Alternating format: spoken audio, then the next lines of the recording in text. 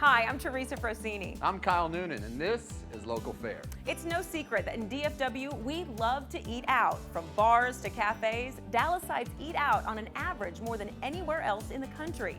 But with so many places to dine, how do you choose? Well, that's where we come in. We ask 3 everyday diners to suggest their favorite restaurant, then have the other 2 go for a visit and tell us what they think. That's right, we don't use professional restaurant critics, we ask real people with real opinions. We've got a fresh group of restaurants waiting, so let's see what's cooking this week right here on Local Fare.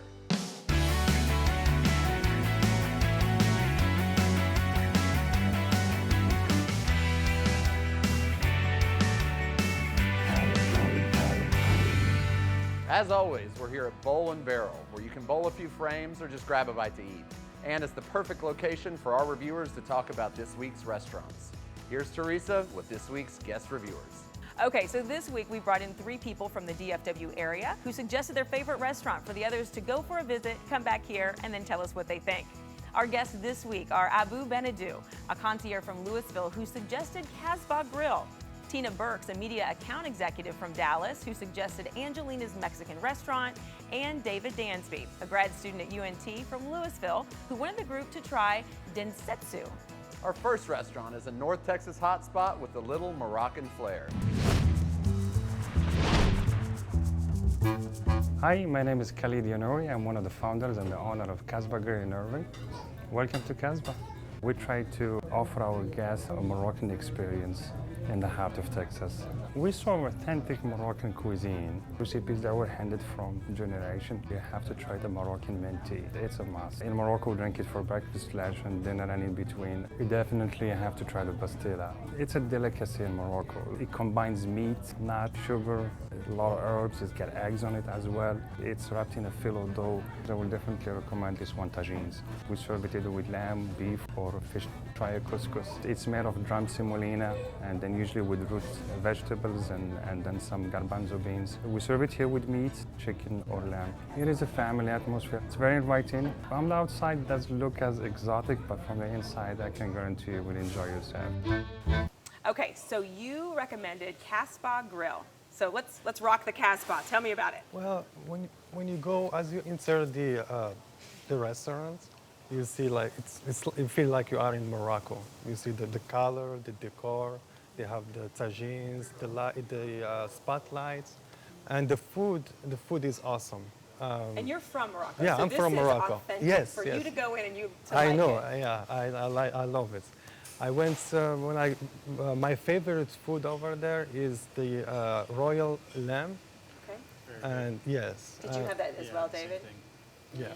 And it's served with vegetables. And usually I get the Marrakesh, which is raisin and onion. Okay. And it's sweet. So it's sweet and With the lamb. yes. You like that? So it tastes so good. Excellent. What other Yeah. things did you try when you went there? Tried the Kaza Maza, Okay. which is a sampler of their appetizers. So you baba ganoush, tzatziki, there's some other one. They're all really good. It was hummus and then something else, but they're all really good. You can't go wrong with hummus, I Yeah, just right? think. It was really I good was so there, tempted to especially try good. that, but But you didn't try that. I didn't appetizer. try that, but I was so tempted lot. to. But What did you have when you went? I had the braised tilapia, and it was to die for. It was Really? excellent. It was so delicious, and the rice was just on point. It was just amazing, and like you said, the atmosphere there was just. It was great. It was so great. You kind of go up to the restaurant, and at first you're like, well, I don't know how this is going to be. Sure. And when you walk in, I was just like so amazed with all the artifacts and stuff. I was told that they were all brought in from Morocco. Really? Imported from Morocco. So, truly, and so you really do it feel like was- you're stepping into yes. Morocco. Now, is it a casual place or is this a fancy or? I would say it's casual. Casual, yeah. Okay. When I go there, I have to drink the tea. Now, Okay. they serve it in a pot and small glasses. Okay. But the way they serve it is pretty amazing. And it'll just come and, just give you some tea. It's like they pour it from really, really like up You're high. kidding. Oh, it's just amazing. And and it's a little glass. So you're like, and it's super hot. So you hope that it makes it in the little. Now, how did you know to get the tea? Did they recommend it or? Yes, I asked about it, and he said, "Oh, you have to try it." And he brought it out on a silver platter and this really neat silver teapot with these really beautiful little glasses, and it was just amazing. And he also brought it with baklava, and so the baklava was pretty. Did you try the baklava? Did you like? So you did appetizer, meal, and dessert. You did the whole thing. Good for Even you. the tea was really amazing too. Yeah. All right, so let's rate this on a scale from 1 to 5. What would you say, David? How would you? Probably give it a 4.5. And what was your favorite thing that you had there? Probably the royal lamb The with royal the lamb. couscous. Yeah. Okay, excellent. How about for you, Tina? I would definitely give this restaurant a 5, and they're really Good. going to be doing some bigger things as well. So they have plans to really make it a special place with the VIP room and all that. So I'm looking Excellent. forward to going back. Definite 5. What was your favorite thing that you had there? That mint tea was amazing. I mean, Okay. tea is just not tea. It was a great Excellent. place. I know you recommended this. Yeah, well, I must give it a 5. And what's your favorite thing there? Well, I like the atmosphere, and the staff over there are very friendly and everything. And I love to sit there at that room and drink my tea. I love Yeah. it. Thank you so much for You're recommending welcome. it. When we come back, we'll visit a place that's been serving tried and true Tex-Mex since 1986. I'll try to more or less mimic it and try to make it come out the way they like it, and so far we've succeeded in that.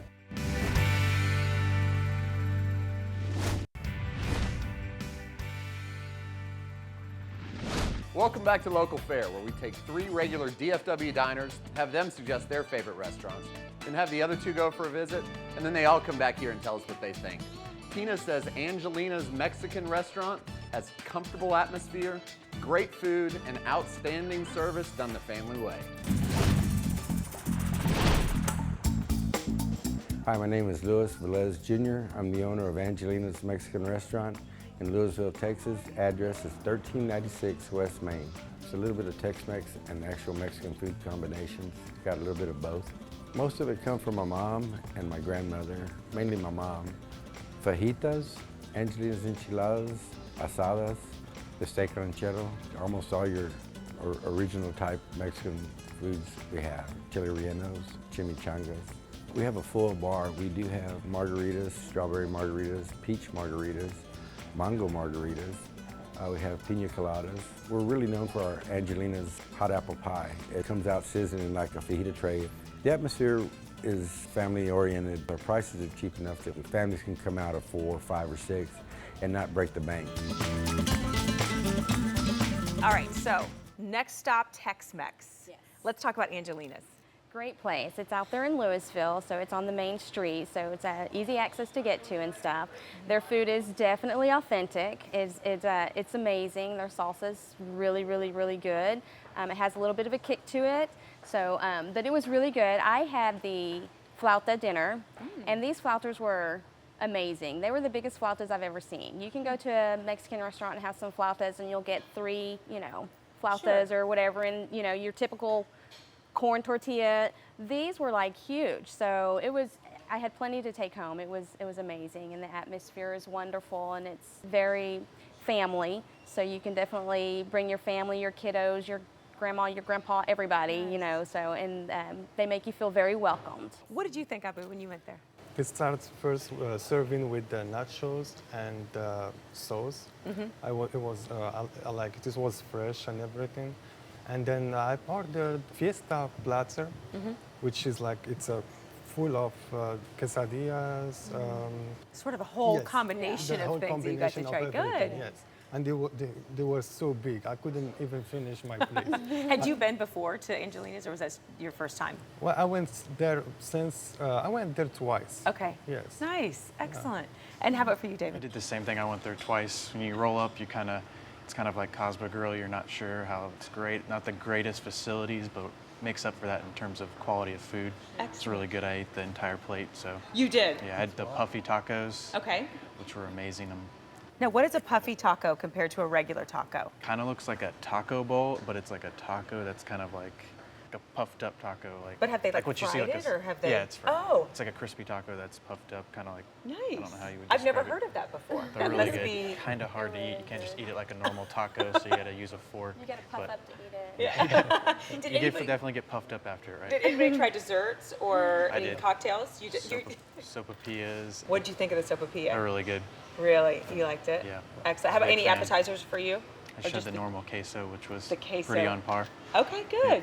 Well, I tried the pecan pie. Ooh. And it was served in a skillets, and the skillets was like hot. And then on the top of it, there is ice cream. So I wasn't, at the beginning, I wasn't sure. But when I start eating it, it's off the chain. It's so good. It's off the yes, chain. Yes, I yes, love yes, it. Yeah, it's good. Let's rate this one, okay? Off the chain, you say. Yes, On yes. a scale from 1 to 5, how would you rate it? I give it 4.5. Perfect. What was your favorite item that you had there? The dessert, the pecan pie. Yes. It does sound great. Yeah, yeah, How it's about so for you, great. David? I would say 4. Kind Okay. of great food, facilities kind of not the greatest facility in terms of Gotcha. what you'd expect in like a hipper newer place, but like I said, it makes up for that in food, quality of food. And what was your favorite thing that you had there? Probably the puffy tacos. The yeah. puffy tacos. All right. Obviously, you recommended this one. I did recommend it. It was recommended to me, so I'd like to recommend it as well. But I definitely will give it a 4.5. We'll Okay. give it a 4.5. And what's your favorite thing there? Those flautas were amazing. Excellent. They're just great. Thanks for recommending it. When we come back, we'll visit a place with legendary portions and legendary flavors. As the name Densetsu means, we are trying to make a legendary sushi in DFW.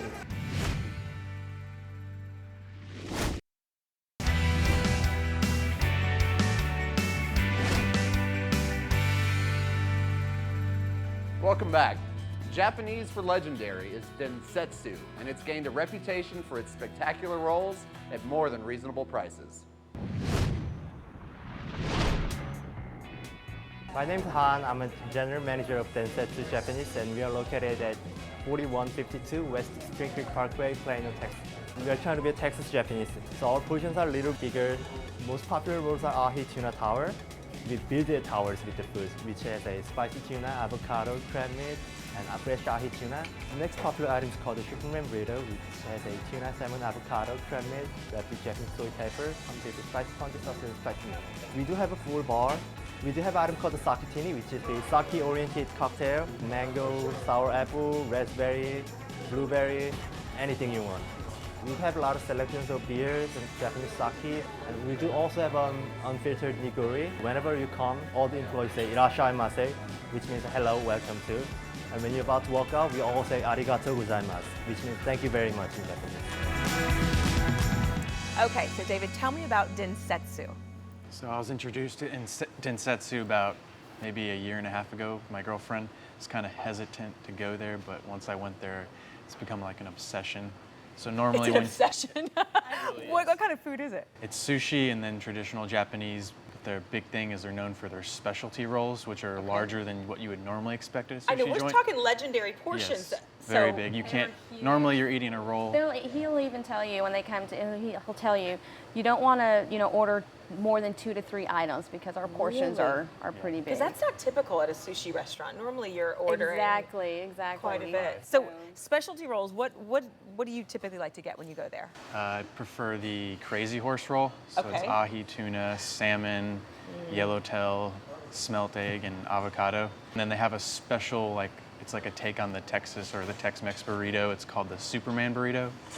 So it's wrapped in soy paper, I think, and you eat it like a burrito, but it's just crab meat, salmon, and tuna. So that's actually like really good specialty. Great. Now, did you try the Superman? No, I did not. I actually tried the ahi tower. Okay.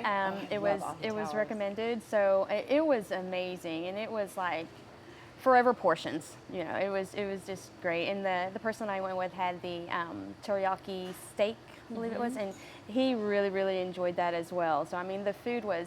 And I say that because if you're not really into sushi or into that, there's plenty of items on the menu to choose from, and That you could still get if you didn't want to do the sushi, you could absolutely, get. So, great. absolutely. So, and I also had the edamame, and I have to say that edamame was probably the best edamame I've ever had. Really? Yeah. If you're into edamame, yeah, it was really What was really different good. about it? I mean, because edamame's edamame. I What know, was different? I know. You would think, right? Right, That's right. what we thought because I'm a huge edamame person, and so I was like, wow, there doesn't really seem like there's any salt on here, the little. But it was so good. It was plenty salty. I don't know where the salt went or what they did with it or but it was amazing. It was really good. Abu, what did you have when you went? I started with the appetizer. Okay. I ordered the calamari, and the plate was big, just for the appetizer. So I ate it. It was so great. And then I had the Godzilla roll, and it's served in a long, big plate, Okay. and huge portion of, you know. It's just amazing. Yes, I couldn't finish it too. And then it's made with crab meat, caviar, and other stuff. But it was so great. Really? That's even bigger than the big rolls. Yeah. That's why it's called Godzilla, That is great. All right, huge portions. I love that. Let's rate this one. We'll start with you, Abu. On a scale from 1 to 5, what would you say? 4.75. All right, 4.75. I love it. What was your favorite thing that you had there? The main entry, the Godzilla roll. The that's Godzilla my roll. That that's was my your favorite. Yes. Tina, how about for you? I really enjoyed the edamame, but I also had the mango sakatini. That was my favorite. So we didn't really talk about that. But yeah, that was really, really good. I enjoyed it. And how would you rate this one? I would definitely give this one a 5, Teresa. You've got to Excellent. try this restaurant out. It's All right. great. Well, thank you for recommending it. Let's talk about what you would give this one and your favorite Obviously, I'd probably give it a 5. The only downside, it's kind of a smaller restaurant. They do have a Okay. patio, but it packs up really quickly. So if you go on a weeknight or you go on a weekend during the night, I would definitely suggest getting a reservation. So they do take Yeah, reservations then. or that's you'll be good. waiting for a while Got it. for obvious reasons. Got it. Thank you so much, David. All right, so does one of these dishes sound good to you? Well, when we come back, our restaurant expert Kyle Noonan will show you how to make your own version straight from your very own kitchen. Stay with us.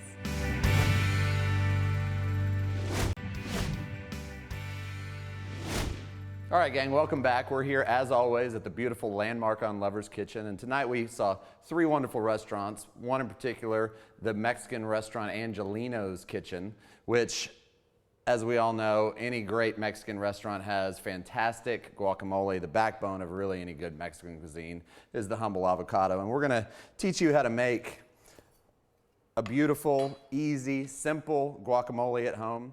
Very, very simple. You're going to start by opening up these avocados. I've already got a head start here. I've got 6 avocados in the bowl. I'll do a 7th one here. And real easy trick. Just take it, cut it in half. And then to get your pit out, you're going to just kind of karate chop it a little bit with your knife. Pull it out. And then here's how I like to keep the avocado intact when I get in the bowl. I get a big spoon. And I just scoop it out, run it right through, drop it in the bowl. Now, what we have in this bowl already, because if you've ever worked with avocados, you know that they'll turn brown quickly. Now, what I did is I went ahead and squeezed a couple of limes in there to get that lime juice. That'll help the avocados not oxidize. And so what I'm going to do is I'm going to pour off the lime juice because it can get pretty acidic pretty fast and pretty strong. But we are going to save that lime juice for later. And there should be enough lime juice in the bowl to keep your avocados from browning. Now, at this point, what we want to do is we want to add some granulars to the party. We're going to take a little bit of salt. I would say about a half a teaspoon and a little bit of black pepper. And then we've got some cilantro that I've chopped up. And I'm going to save a few of these ingredients till the end. I'm not going to put all of it in. I've got about a 1/4 cup of cilantro, about a 1/4 cup of jalapenos de-seeded and diced up. We've got about a 1/2 cup of onions. And those onions we can go ahead and dump all the way in. And then some tomatoes. 1 whole Roma tomato, de-seeded and diced. Now we're going to take this avocado mash and get these flavors all mixed in. And that looks about good. That's the right consistency. We've got a nice creaminess to it, but we've still got the big, beautiful chunks of avocado, so you really know we did this by hand. Now what I'm going to do is I'm going to take a spatula and scrape the side of that bowl, make sure we got everything mixed in. And we'll give it a taste to make sure we're happy with it. That was perfect. So now what we want to do, these flavors haven't really come together yet. So I'm going to take a little bit of saran wrap and really cover it nice and tight. Make sure and push it all the way down onto the avocado mash. We don't want to cover it loosely so that it doesn't get any air into it. And we're going to take this and put this in the fridge for about 2 hours. Let it hang out together. Let all those flavors come together, and then we'll try it at the end and see how we did. All right, so it's been 2 hours. We're going to take this plastic wrap off and give it a little taste test and see how we did. Now, we are going to need to adjust the seasoning and adjust the acid levels in there because the flavors do change as it sits for a little bit and as it gets a little cooler. So we want to taste it first before we put any seasoning on it. Okay, so we are shy a little bit of lime juice. We'll go ahead and add that, give it that nice punch and that vibrancy. And then, you know, you always want to hit a good amount of salt, good amount of pepper. And then notice, we did save our jalapenos and our cilantro to garnish at the end. We'll give it one last mix, one last taste test. Creamy, chunky still, really bright, vibrant flavors. We'll just take this, add it to a bowl. I've already got our tortilla chips ready to rock. This is great for any kind of barbecue, just hanging out at the house. And I love keeping guacamole just on side in the refrigerator. I can spread it on sandwiches or burgers. It's a great addition. So finally, we're gonna take it, hit a little bit more cilantro, and I just like to do that for some color. And then if you like to spice it up some, which I do, hit a little bit more jalapeno on there. Maybe serve it with a few lime chunks, lime wedges on the side. And that, ladies and gentlemen, is how you make guacamole. All right, so that's all I have for you this week. And if you would like to be a guest on Local Fare, visit us at our website at www.localfaredfw.com or check us out on Facebook or Twitter. Thanks for joining us, and remember to get out and enjoy your local fare.